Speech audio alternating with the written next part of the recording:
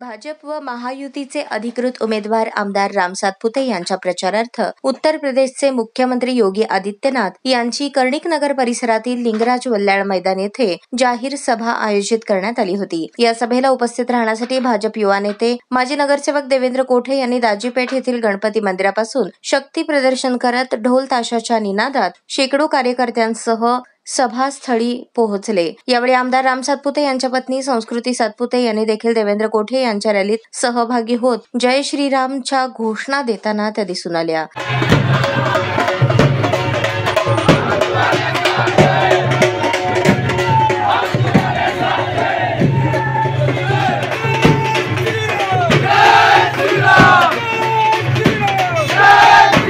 देवेंद्र कोठे यांनी भाजपात प्रवेश केल्यापासून मध्य विधानसभा मतदारसंघातील तेलुगू भाषिक युवकांमध्ये चैतन्य निर्माण झाले आहे। त्यामुळे यंदाच्या लोकसभा निवडणुकीत मतात टक्का वाढ नक्कीच होईल अशी चर्चा आता राजकीय वर्तुळात केली जात आहे।